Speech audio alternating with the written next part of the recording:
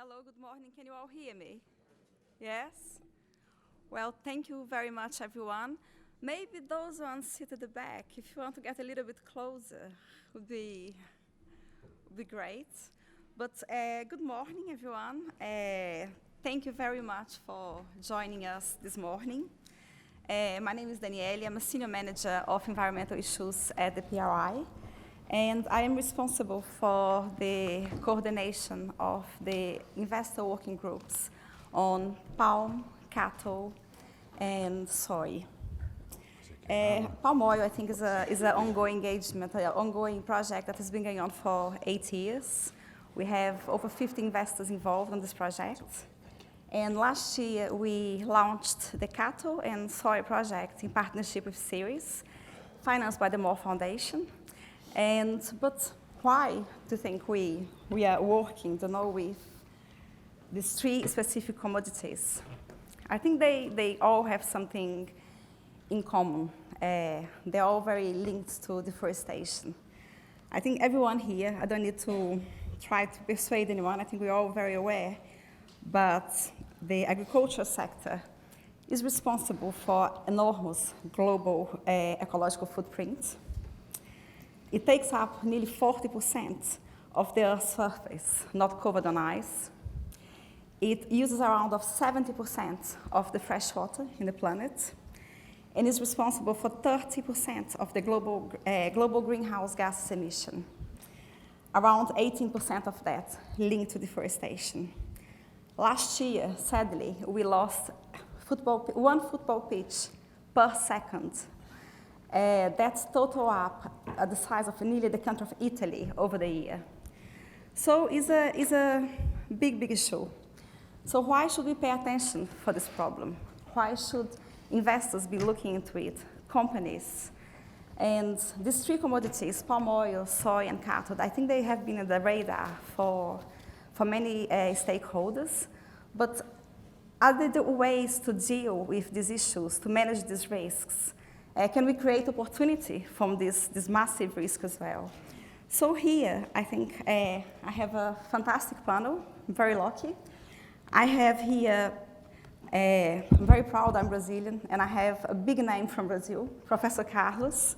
He's a Earth system scientist, and he's dedicated his scientific career mostly to the Amazonian and climate science at the Brazilian National Institute of Amazonian Research and the National Institute of Space Research.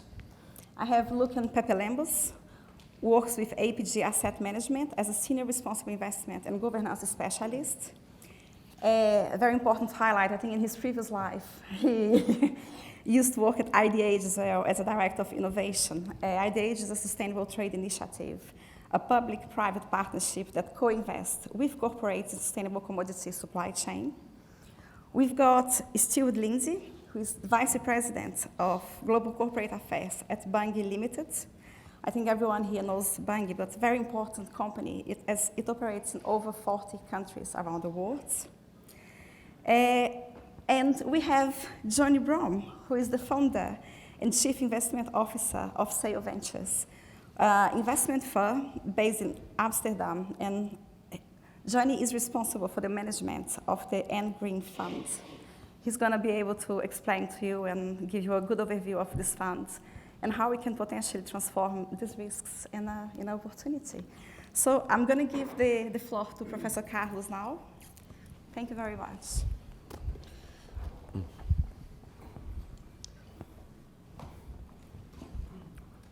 Good morning to all. It's a pleasure to be here. I'm not used to talking to this kind of audience. I usually talk to other scientists. So it will be very important, really, to highlight some of the importance of keeping tropical forests standing and what science tells us about, and we'll focus mostly in the Amazon, the risks of climate and land use change to the Amazon forest. But let me start, before I turn to the Amazon, let me also say a little bit about the savannas, tropical savannas of South America. And you see, there is, those areas are being used. They are mostly flat plateaus very suitable for industrial scale agriculture. This is mostly soy and savanna deforestation, the tropical savanna deforestation is at the same level today as Amazon deforestation, between 12,000 square kilometers a year in Brazil alone. So that has some concerns, and I think, I really do not understand the investment world, and I'm sorry if I say anything silly, but when I look at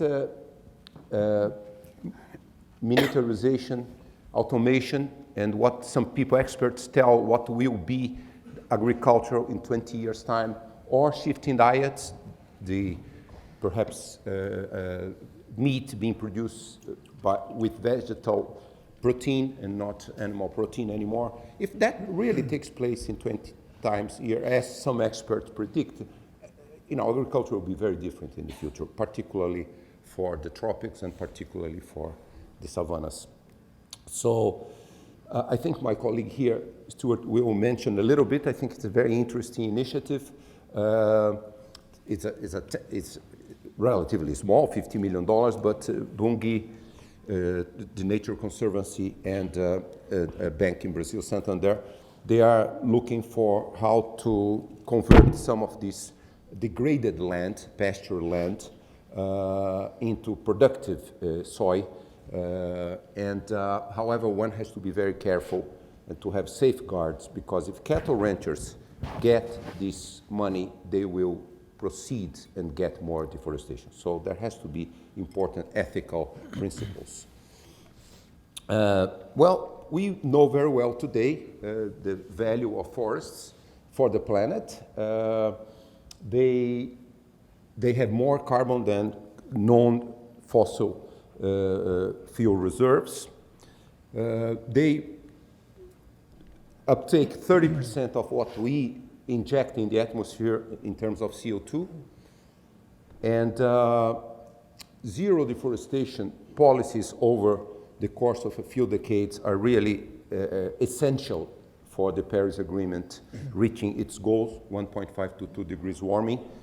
And much more than that, forest landscape restoration is a very important natural way of dealing with that. For instance, in the Amazon is a major carbon sink for the planet. 1 to 2 billion tons of carbon a year are moving from the atmosphere to the forest.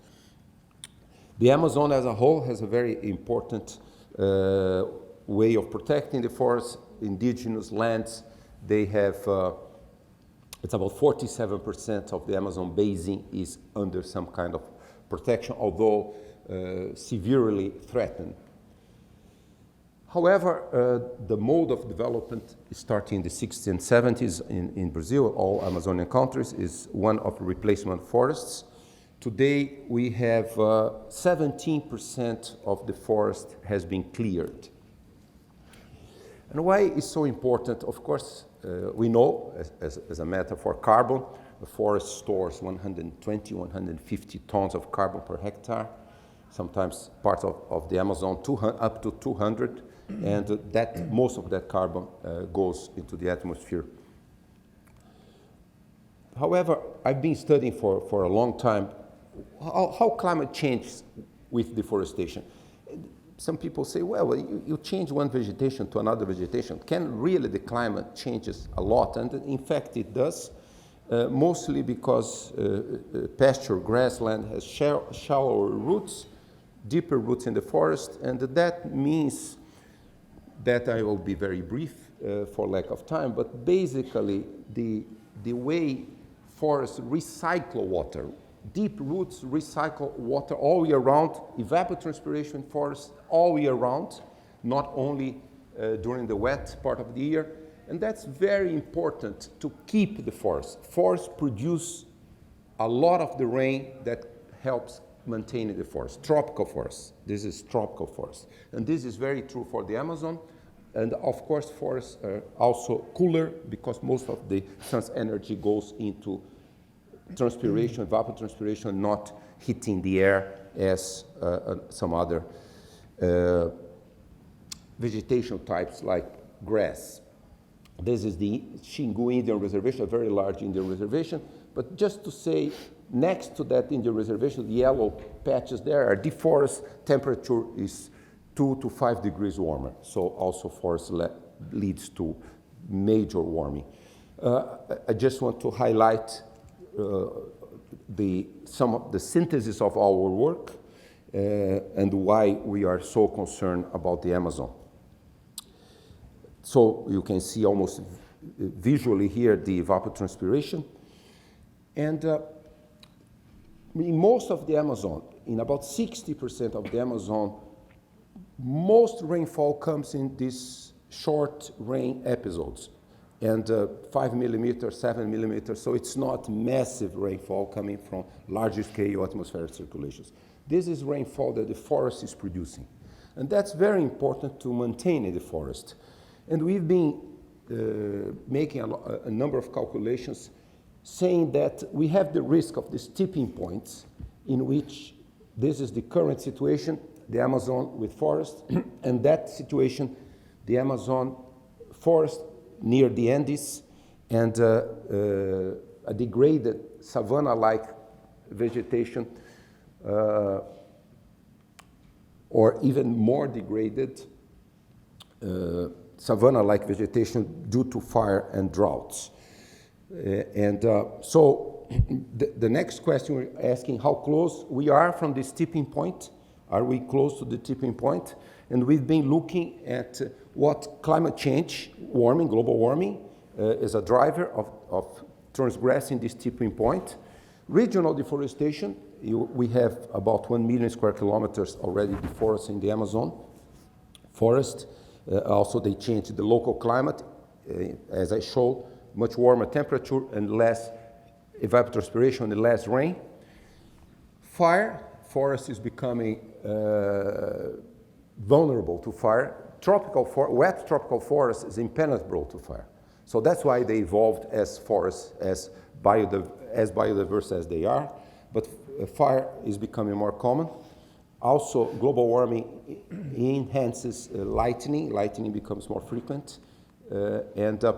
So some things are happening in the Amazon that are calling the attention of the scientific community. From 2005 to 2016, we have had 3 major droughts, record-breaking droughts, and 3 also major floods. So something is going unstable in the whole system. We are not certain whether this is due to global warming or regional deforestation as a combination. It's concerning us a lot is this trend for the dry season to become longer. This is observed in central, southern, and southeastern Amazon, mostly in Brazil, but also parts in Bolivia. And that has a lot of implications for the maintenance of the forest and also for agriculture, of course, the less rainfall. That made us, Tom Lovejoy from George Mason University is a well-known biologist, ecologist, really to call attention in this article we released in February that the tipping point is 20-25% of total area deforested. So we should not cross that tipping point. We are globally in the Amazon 16, 17, in Brazilian Amazon 20. So basically the message, I think, that what science is conveying, if we want to be on the safe side, let's stop Amazon deforestation. Really, we have to bring deforestation to zero completely. And just before I finish, let me just say, why always been curious why we are unable, in the tropics as a whole, but in particular in the Amazon, why it's so difficult to develop a completely different economy, as a bioeconomy that would value the biodiversity.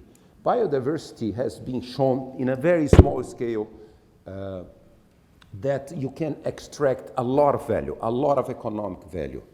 Value chains for food, nutraceuticals, cosmetics, drugs, and industrial oils, and you name it. There are very good, many examples coming from many parts of the tropics.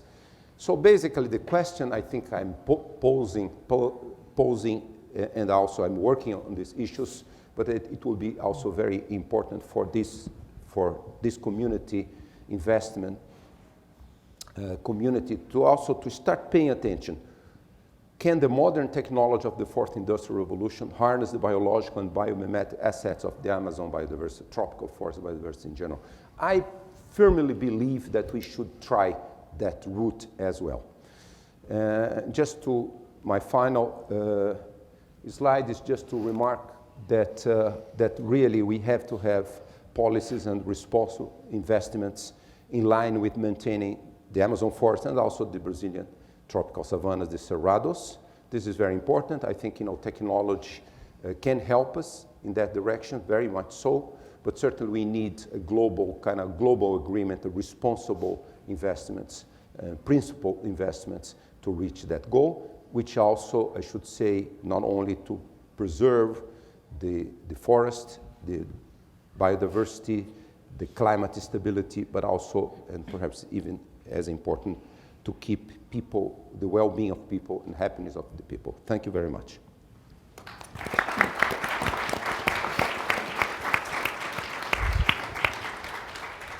Thank you very much, Professor Carlos. So, Lucian, Professor Carlos highlighted what a big problem we have ahead of us, how urgent it is to solve that. What's your perspective as an investor, and what we expect from companies which are operating in supply chains exposed to those regions? You want me to stand You, there? it's up to you. Yeah? I'll stand a bit. Good morning, everybody. Thanks for being here. Thanks to and for having me as a speaker. I work with APG Asset Management, an asset manager for pension fund clients. We're based in the Netherlands. We do 486 billion euros asset under management. And one of our largest clients, ABP, represents more or less 90% of those funds. It's the civil servant pension fund of the Netherlands. So the participants ultimately are teachers, policemen, military, very modest pensions. And yesterday, listening to Al Gore and saying how not addressing ESG, how not addressing climate risks is violating fiduciary duty. That's really how we feel about it. A young teacher starting career today will retire in 2075. So our job is to make sure that pension of his or her is a good pension and can be enjoyed in a livable world. So it's part and parcel of our fiduciary duty to look at long-term risks and particularly climate change. Now, to your question, Daniela, I think when investors talk about climate change, we tend to talk a lot about fossil fuels and a lot about the energy transition, but land use and forestry, food and farming is a hugely important part of the climate transition, and that's my key message today. I think that even if we could imagine having a smooth energy transition, if we don't solve the land issue, it's as critical a failure for humanity. Daniela already said the sector is responsible for 30% of global greenhouse gas emissions. That's true. At the same time, land use is one of the most cost-effective abatement strategies. So carbon sequestration in soils, in trees, has already for years been identified. That's a really cost-effective way to curb down emissions. And that's certainly what we as investor community should be wanting to see. But there's more to it, because food and forestry are the basis of the economy, and production needs to double in the coming decades to satisfy the demand of a growing world population. However, that same production is prone to increasingly to droughts, to extreme weather events, migrating pests and diseases. So the ability to feed the world population is being threatened by the very effects of climate change. Now, that can create second-order effects that are enormous. Migration, hunger, poverty, that has brought down ancient civilizations. So the primary and the secondary order effects of land use change are used, and we need to make sure that the sector, from a net emitter of greenhouse gas, actually becomes a large-scale absorber of greenhouse gases. And that's a fundamental transition. And without that transition, we can hardly imagine any climate solution. Now, as investors, what can we do about it? Of course, we are investors. If we want land use to transform, as I just said, there needs to be massive investments in sustainable land use. Sustainable farming, sustainable forestry. It's not an asset class that is really very comfortable for institutional investors. A lot of inherent risks in the sector. In addition, country risks, regulatory risks that result in a high risk profile of this asset class. But yet, as investors, if it is our fiduciary duty to make sure that there's an orderly climate transition, we need to make sure that all those risks are being handled.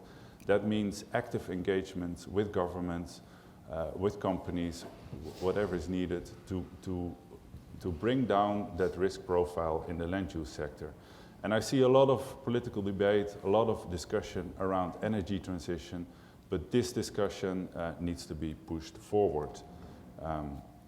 So that's in general around we need good conditions as investors to invest in land use. Now, what we also do as investors, of course, we are active shareholders, predominantly midstream, downstream companies, trade, processors, consumer goods companies, retail. And with the PRI and with Ceres, we have established this group of investors. We're engaging since a number of years with companies in the palm oil sector. Now we started also soy and cattle in Brazil. We engage with these companies to understand how do they address deforestation risks in their supply chain, other risks related to commodity production like community relations, labor risks. We haven't quite been able to eliminate deforestation, but we have certainly put in place important building blocks. The engagement with these companies has been a huge force to drive the Roundtable for Responsible Soy, the membership, the uptake in the market. Our work with these companies has certainly contributed to that, as well as a drive to full transparency in the supply chain. Now companies like Nestle, Unilever, up to the very start of production, the plantations and then the mills, all of that information is now open, available for everybody to understand those supply chains. With soy and cattle, we started last year in Brazil. We're benchmarking the companies on how they address deforestation, particularly in the upstream of the supply chain, the informal suppliers of the suppliers, third-tier suppliers. And we're reaching out to these companies to improve that. I also want to mention Climate Action 100+. Familiar to all of you, there's a good section of food and forestry companies within the scope of Climate Action 100+. This is where we want to focus the engagement agenda really on Scope 3 reduction. So how can we reduce the footprint of food through reducing food waste, deforestation, packaging, sustainable diets. So all those issues that are not directly in the control of these companies, but certainly in their supply chain, which is the majority of their footprint. And ultimately, a recent initiative, and actually it will be announced today at the Climate Summit, is that with the PRI group, with the CIRS group, we recently engaged with the Cerrados initiative. It was mentioned by Dr. Carlos. Cerrados, hugely important biome in Brazil. Local stakeholders are trying to reach a zero deforestation agreement. And as investors, we decided to join international buyers with a strong statement of support for such a zero deforestation agreement. I think it shows how, if we want to solve these issues of deforestation and land use, it requires deep engagement. It's not a matter of investors asking, companies complying. It's really about deep engagement with the local stakeholders, government, producers, industry, and trying to find ways to leverage their initiatives and for us to support those initiatives. And ultimately, it's not only about the global greenhouse gas emissions, it's really about ecosystems, landscapes that are critical to the world, that are at the risk of tipping points, as was explained. And we need to be part of those discussions. So those are a lot of thoughts early in the morning, very quickly, happy to discuss them further in a panel. My key message, if we want a good climate transition, let's take land use, the discussion on land use, our thinking on land use to the next level. Thank you.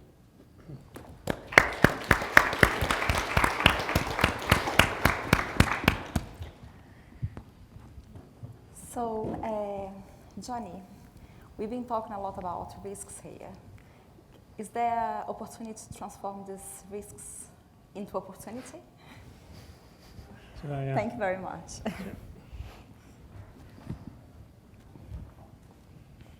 I hope so. Do I just click Yes, this? please. Thanks very much, Danny, and very nice to be here. I'm Johnny, I'm the CIO of Sail Ventures. In the scope of the UNPRI, I think a very minute fund manager based out of Amsterdam. But I'm mainly going to be talking about the Green Fund, which we manage. My team, we're commodity finance experts, mainly focused on only focused on emerging markets. But just to talk about the fund we manage, the Green Fund, this is the mission statement, but essentially it's a fund which is trying to prove the case that commodity supply chains can be de-linked from deforestation.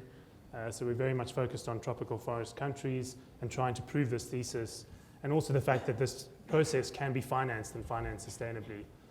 And needs to be scaled. So, for us, the scalability and the relevance of actors in this room and members of the UNPRI are very relevant for us in trying to scale up this process of delinking deforestation from these commodity supply chains. Just briefly about the fund and how we've focused. It's a direct investment fund, so this is not listed. We're looking only at tropical forest countries and focusing within these countries on the drivers of deforestation. So in Brazil, soy and cattle are obvious ones. In Indonesia, it's palm oil, rubber, pulp and paper. And actually, instead of sort of staying away from those sectors, the job of our fund is to go into those sectors to try and finance sustainable land use. Lucian mentioned it.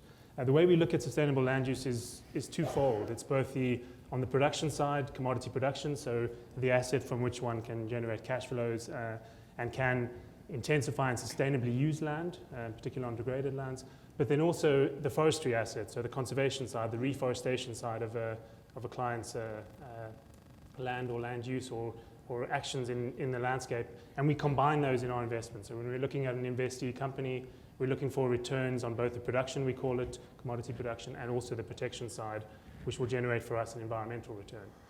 And I'll get to that in the next slide. But in order to sort of make these kind of direct investments, in which we're looking for both a protection, so forest protection, and a production benefit, we need a long time horizon. So we've raised very long-term patient capital. Our anchor investors, Norwegian government, but we're looking for more sort of this patient capital that allows us to invest for the long term and help clients build their projects, their portfolio to a mature level where more commercial investors can come on board as well.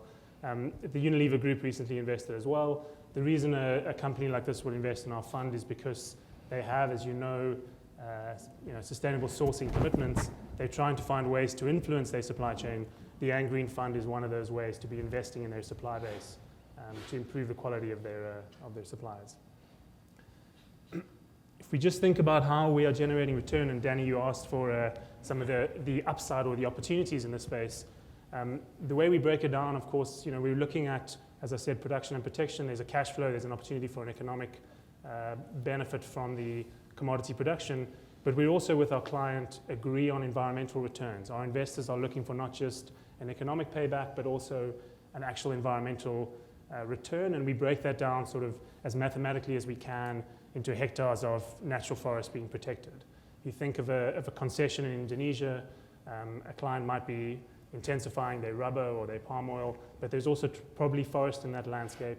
There are probably communities, they're probably in an area where deforestation is high. So we're looking to sort of wrap in with the client agreement on their environmental performance. And more systematically, we would then link that in with milestones and targets in our investment, and then link that to our pricing. So it has an economic impact as well on the up or down side. So not meeting a target or not meeting certain milestones would impact pricing in a negative sense, but we'll also do the reverse in some cases where, especially with a portfolio approach, if you think of smallholder suppliers or smaller supply base, we'd link an upside for good behavior in terms of the environmental protection. From our investors' perspective, that's very much in line with their management of risk, decreasing or improving your engagement on your environmental asset where you are producing in the long run certainly decreases your risk of yourself and also for your other investors, your more commercial investors like those in this room. Just the last point, in terms of social inclusion, it's just a necessary risk mitigant, if you will, in terms of proper environmental management.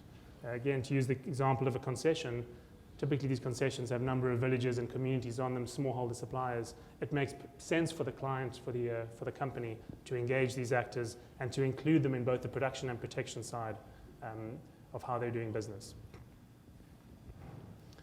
I just put up our investment process because I think the key point here is, we look at our environmental return, that's our ER note, very early on in our engagement. We're looking for the right kind of asset where we can generate both a commodity production impact as well as an environmental protection one. But also we look at the jurisdiction in which we're investing. So for our investors, the public impact, the environmental policy and how they're implementing that policy goes hand in hand with the private sector's engagement with forestry assets in the area where they're sourcing. So we do a screen on the jurisdictions in which we might invest. And importantly, we were looking there at, number one, is there tropical forest? That's where we're trying to impact. But does the government, does the authorities at either a national or even a subnational level, do they have the right sort of ambition and target to implement a policy and then also to set targets to try and meet these targets? And we look over this periodically in order to be sure that on the environmental policy side, the right enabling environment is in place for our client to deliver the environmental and production returns we're looking for. So I'll stop there, and I'm looking forward to the discussion. Thanks very much. Stewart, you are a big player in this space. Can you give us an overview on the commercial side of things here? And I believe as well, you are working with palm, Indonesia, Malaysia, soy, we have Brazil, we have the Amazon, the Cerrado. How do you deal with these issues, this difference between these various commodities? Happy to. Thank you. I think the key point would be we're working on it, and we have more work to do, but trying our best. I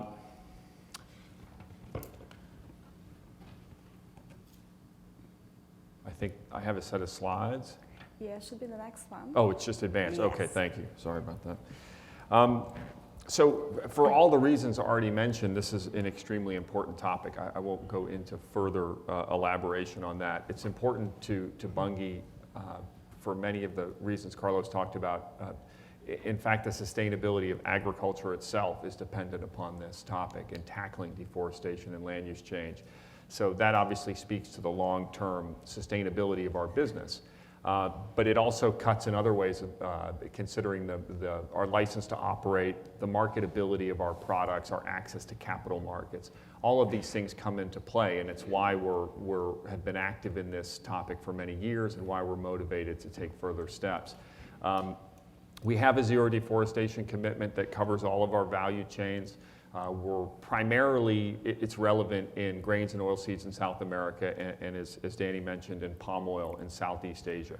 We're not involved in plantation crops in sub-Saharan Africa and other jurisdictions.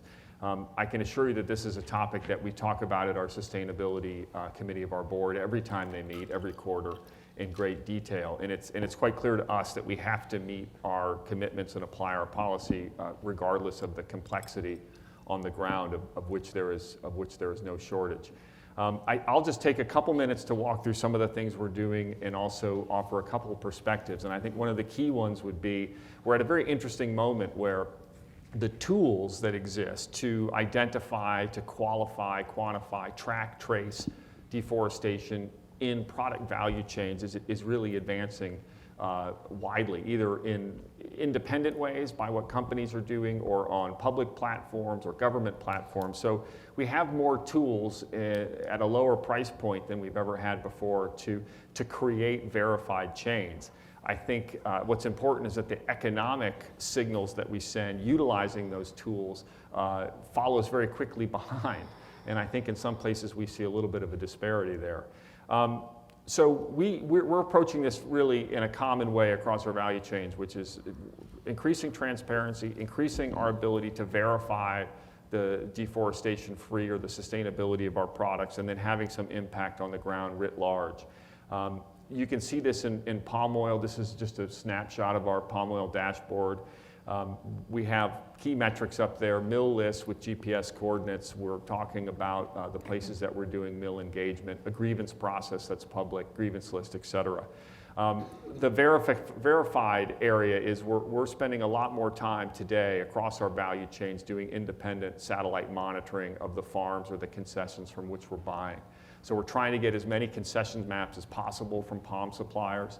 We're using third-party processes to do that, and we're taking a much closer independent look at where we're buying from to see if there's any change on the ground.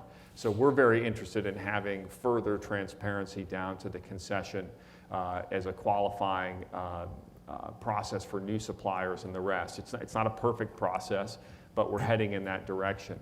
And then we also are doing projects with customers, with others, with some of our mill suppliers in Peninsular Malaysia on things like peat or labor and what have you. So all of the reporting on that is public on the dashboard as well. So again, transparency, verification, that could be certification via RSPO or a bespoke verification that we provide to a customer directly, and then impact.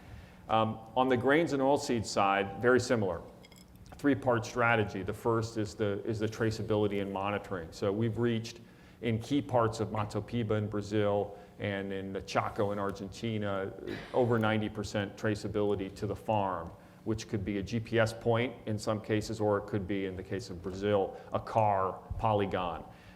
We're monitoring 6,500 plus locations, both direct and third-party supply for land use change. And we're applying various pre-purchase protocols and, of course, the soybean moratorium. The results of this are we're publishing on a biannual basis. You can go to our website and see. We think that's important both for the transparency that we owe our stakeholders, but also because we hope that it will be a motivating factor for other players, but also a signal to the marketplace in Brazil among our direct, also with our direct communication that this is a process that is happening in a systematic way. The second part is to look forward. We launched a tool with TNC and funded by the CFA program, the Moore Foundation, and others called AgroIdeal, which is a decision support tool. So if we have a lot of monitoring systems that look backward and say, well, deforestation happened here, how can we look forward and integrate some economics into the calculus and say, I want economic data, I want environmental data, and I want agronomic data. I want to blend it and then be able to make decisions spatially to say, if I'm interested in a high agricultural potential, low environmental risk, go here, don't go there. So again, trying to make it more of an economic proposition to either a farmer or a company like Bunge to integrate deforestation planning into future investment. And then Carlos kindly mentioned this fund we started with TNC and Santander. Farmers really can't get long-term financing in Brazil. Most of the financing they get is annual working capital, prepayment type financing. So what we've done is launched a fund. It's small today. It's a pilot for 10-year long-term funding. If the farmer agrees to not clear any native vegetation and adopt a few other environmental standards. So we're working together to identify farmers who are interested in this, who qualify, who are good credit risk because they're suppliers to Bunge, and we're hoping to get this money out into the field in the coming season. $50 million isn't going to change the world, that's self-evident, but we hope that this is a strong signal to growers. We hope that it will be an example. We want to scale it up, and we also want to motivate as many other similar projects to come into the field as well. I think this is the key point is there's an exclusion tool that we have, and there's also an incentive tool, and the incentive tool is a lot smaller. The demand signal that the Brazilian producer, for instance, receives looks a little like this, which is USDA forecasts global demand for soy to go up. Brazilian production and exports respond in kind. But at the same time, if you think about the total origination of soybeans in Brazil, about 50% or lower actually is covered by a zero deforestation commitment, a public commitment. So that's not a tremendous amount. The share is even lower on the export side. And if you think about the total production of soy that qualifies under some certification system, this is just some numbers for RTRS and Proterra, but let's say add 2BS and a few other things. It's going to be less than 10% of global production would even qualify as being a premium, sustainability-driven zero deforestation product. So there's a lot of desire, there's a lot of motivation to make change, there's a lot of transparency is increasing. We think that this demand signal should increase in a commensurate fashion. And that can be a product of commercial demand, and it can also be a product of we think, financial products. We are a commercial company. We're not an impact investor. We're not a bank. We're not a fund. So our insight into that world is inherently limited. But we've been working on this for a couple years, and I think the kind of conclusion that we've come to is that we're kind of dealing with a very dispersed Venn diagram. There's a lot of bubbles of capital out there that are interested in affecting zero deforestation policies and progress on the ground in South America and other places. But everybody has a slightly different formula, a slightly different goal, requirement, environmental return framework. And so it's very hard to aggregate this money into a big enough pool that you could actually take it out into a frontier area, which I think is key, and deal with farmers who have the wherewithal to make important decisions. So if we had one kind of thought that we've come to internally is that, boy, wouldn't it be great if we could kind of have a more simplified framework that says, here, we want to affect zero deforestation, well, let's focus on that, have a few other requirements, and then make that enough to at least, not to fulfill your credit requirements or your return requirements, but at least to fulfill the environmental return side. And perhaps that would be a way to get some capital aggregated and simplify and a little bit more overlap in the diagram that I've crudely drawn here. So some of the thoughts about what we see on the ground, what we're doing, and what we think could be effective next steps to scale up the actions that we think could make a difference. So thank you very much.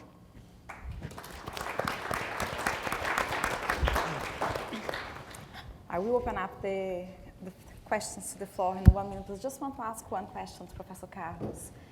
You mentioned that we could reach the tipping point at 20-25% deforestation. And if I'm not mistaken, we are already at 18-19%. So what would happen globally if we breach the 20-25%? What would be the impact at the global level? Yeah, total deforestation in the Amazon is around 17%, 20% in Brazilian Amazon.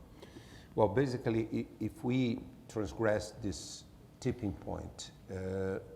Slowly, over the course perhaps of 3 to 4, 5 decades, 60% of the Amazon will turn into a degraded savanna. That means perhaps 7 to 8 years of global greenhouse emissions of carbon dioxide. That's the amount of carbon that would go into the atmosphere. That means losing climatic stability for South America.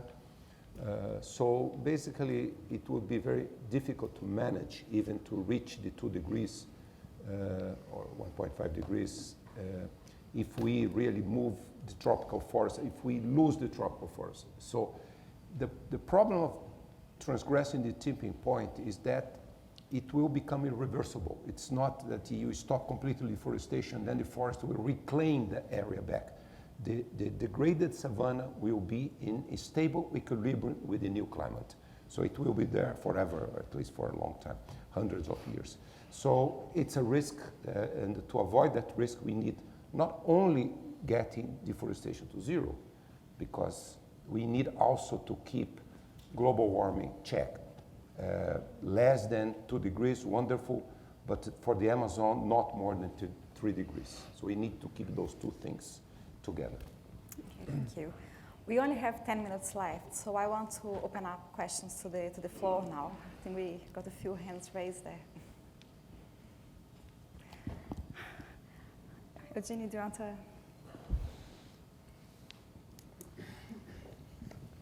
Hi, thank you. I'm Eugenie Matthew from Aviva Investors. This is a question for Bunge. You said that 38% of your palm oil is RSPO certified, which I think means that 62% of your palm oil has absolutely no sustainability screen whatsoever. What do you think are the barriers to this being 100%? And do you have a target to achieve 100%? And what time frame? Thank you. I don't think it's correct to say that it has no sustainability screening. If we're monitoring different suppliers, we're engaging with them, we're know to a higher degree where things are coming from. So just because it's not certified, I don't think that means that it's inherently non-sustainable, but obviously there's a gap between the two. So what would be the way that we could increase that number? First of all, it would be good if there was downstream demand for RSPO at a higher level from our customer base. That's obviously the pricing of that and the negotiation of that could be done in a commercial way where the premium could be shared along the value chain. So I'm not just saying please deflect to another part of the sector. And quite frankly, if that demand doesn't go up for certified product, we're going to have to implement and maintain our policy and commitment in different ways. So that's why we're building a system with satellite monitoring. That's why we're building a system with checks on our suppliers, because we have to meet our commitment. It may not be that we do it through 100% certification ultimately if there isn't a downstream demand for that. So we need to build a system that's transparent, that's verifiable to guarantee what we can do. And I would hope that perhaps if we can create different verification systems, that those are commercially marketable products. If we can confirm that there's zero deforestation from a certain set of concessions that we're then selling product from to a customer, that would be a good solution. This gentleman next to you, please. One of the issues, Mike Clark, one of the issues in this area is the sort of slightly tricky subject of monetization of natural capital.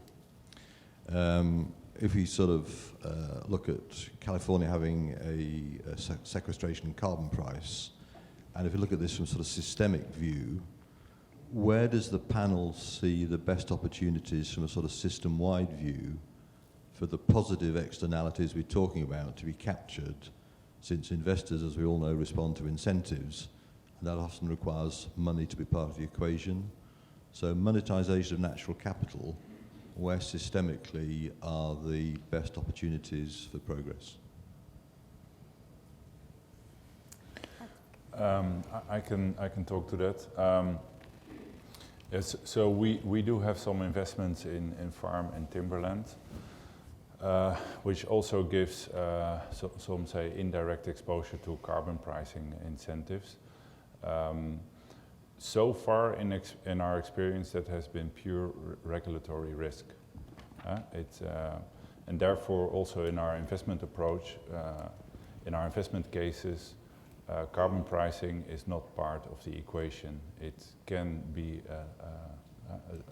icing on the cake, but the reality so far, it is regulatory risk. Now, I believe that farm and timberland has fundamentals that are very strong in the transition to a circular, low-carbon economy. And that by itself also already provides a great investment case. And I think the barriers from a regulatory perspective are more around land governance and more in general country risk if we want to unlock more investments in that asset class. Tom,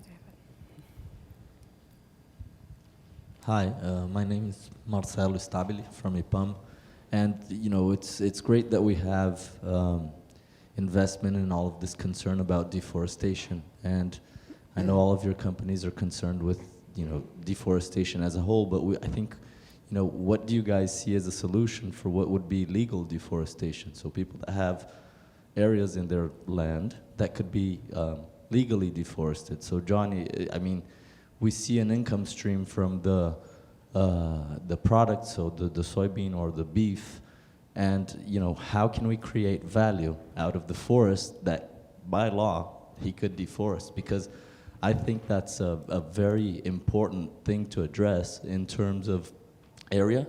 We did some calculations. Mato Grosso State has an area equivalent to the size of West Virginia, actually a bit bigger, that could be legally deforested. So how do we create value on these lands to avoid the deforestation of these areas, which will make, certainly a dent? Because illegal deforestation is something we need to end that yesterday.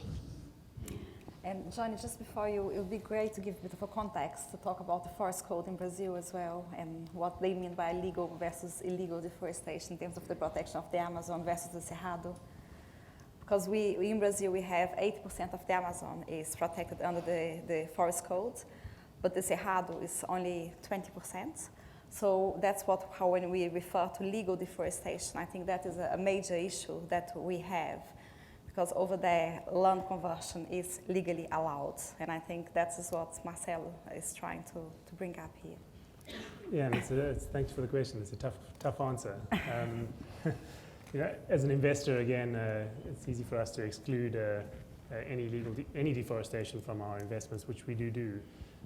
But it speaks a little bit to what Lindsay mentioned around incentives, because to be honest, unless you're providing an incentive for a farmer who has, as you say, an asset which they legally can deforest, it's very difficult for them to sort of act ethically, if you will, if really their asset is appropriately bought and it's something which can be invested on. So from our perspective, I guess the portfolio we're developing does not allow any deforestation, whether legal or not. Our jurisdictional overlay, which is the economic policy side of things, should with time help to rectify, if you will, through economic policy, this legal deforestation. That takes time. In the shorter term, from our side, I guess we're providing economic incentives for those that are not deforesting. So even if they can legally deforest, if they're not, they're allowed to be in our portfolio, so to speak, and we do provide an economic incentive. Is it enough? I mean, realistically, it's not, because it just can't be. We would not be able to preserve our capital if that was the case. But it is at least sort of holding out a hand and providing an economic incentive through a longer tenor of our investment, through a price kicker on the downside in respect to them not deforesting. That's sort of as far as we can go, I guess, and we look to the supply chain and also to the economic policy to sort of work with us on to decrease this legal deforestation.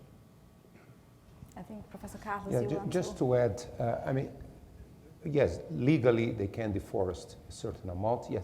However, I mean, we should remember that productivity in the Amazon is very low. It's less than 1 head of cattle per hectare. This is absurd. And that's part of the meat value chain. And it also productivity of soy in the Amazon, which has embargoed, etc., but it's very low. Even in the savannas, the Cerrado, is 2.9 tons of soy per hectare per year, which is much lower than in Argentina, in other parts of Brazil, in US. So I think there's a lot of room for sustainable intensification of agriculture. Everybody agrees with that, everybody mentioned. But perhaps we should move in that direction and not so much in the legal framework direction, because yes, people have the right to deforest legally, but we should move away from that and into increased productivity. Yes, Tom. Tom Bregman from Global Canopy. So we've heard that we're at a tipping point. Yet earlier on in our breakfast panel on palm oil, we heard from Peter at Robeco that land use change, deforestation is one of the most overlooked topics. So a question for Lucien is how do we get the investment community really mobilized around this issue? How can we make that case and bring more people on board to follow up on the fantastic work that's already been done, particularly through the PRI and series working groups? I guess we're doing it right now. Yeah, I mean, it's many people are not familiar with these issues, and we need to broadcast them. We need to bring them under attention through these initiatives. But I think also more broadly in financial analysis, showing the materiality of these risks. If I hear Bunge saying this is an immediate and material risk to our business case, I think that's language that speaks to investors. So let's work on the materiality of these risks and making these visible. I think in general with climate change we have a bit of a challenge. It's not a bit of a challenge, but I believe the biggest risk is the risk of not doing anything.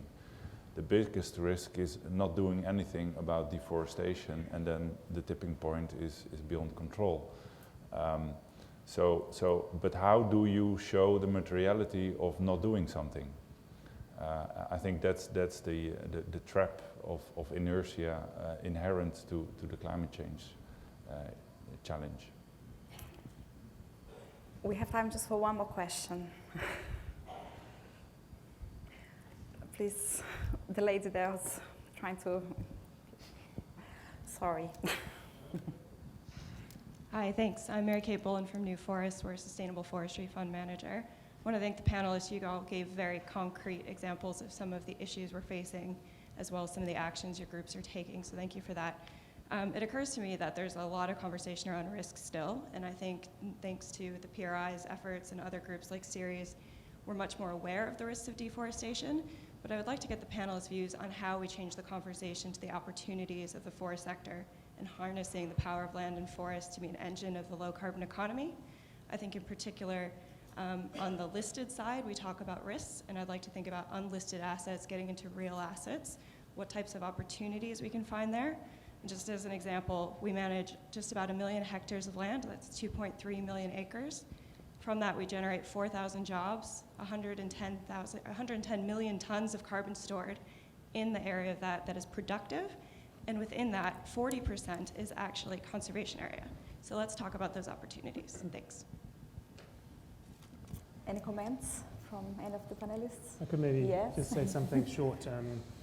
We do find, we work with a lot of unlisted companies. We provide direct debt. Just the discussion changed from thinking about environment risk to turning it into an environmental return, because for our investors in our fund, it actually is an environmental return, so it's part of our diligence. Changes the way the company starts thinking about that asset.